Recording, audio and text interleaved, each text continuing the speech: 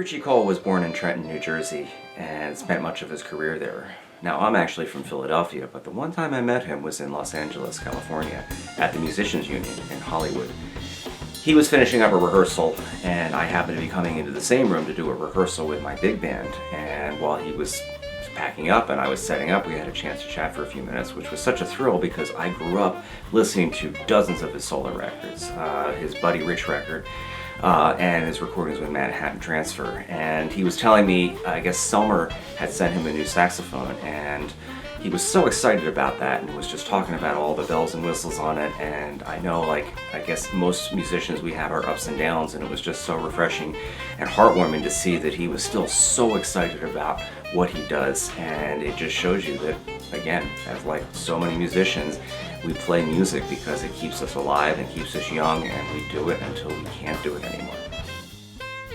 I heard Richie Cole quite a few times, and I played with him just in jam sessions, and his power and bebop playing and sound were unique and one of a kind and very, very exciting.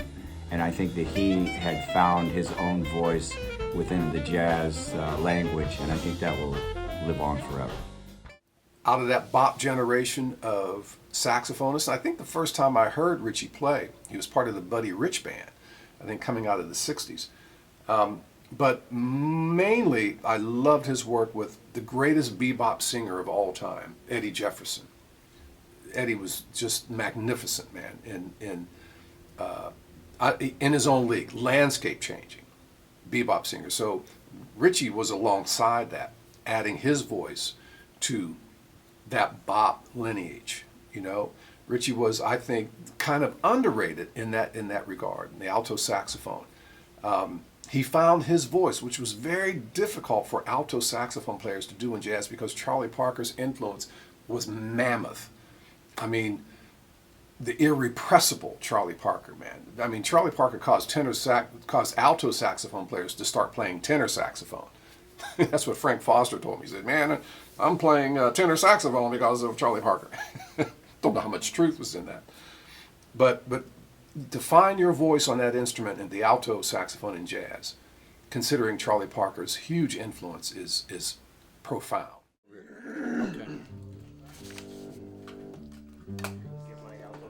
I just wrote this the other day, see if it's going to work. Okay. Go. On cue, right? Though? Yeah. Okay. That's all. 1, 2,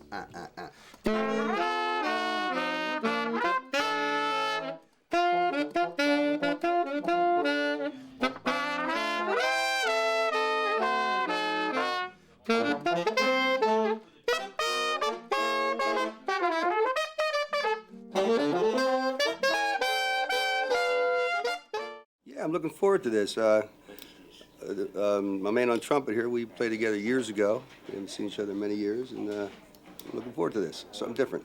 Mm-hmm.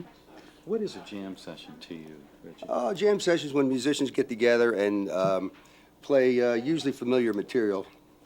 You know, with jazz, there's certain standard songs and standard chord changes that people will play, and that everybody knows, so that everyone's comfortable. Of course, there are always those jam sessions where somebody will spring something that they know you don't know to make you sound bad, but I know you don't do that, Tom.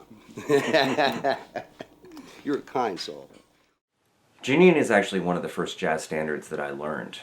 In fact, back in high school, I heard the Cannonball Adderley version, and that defined jazz for me very early on. So it was so exciting to be able to go back to this tune that I associate with my early explorations of playing jazz.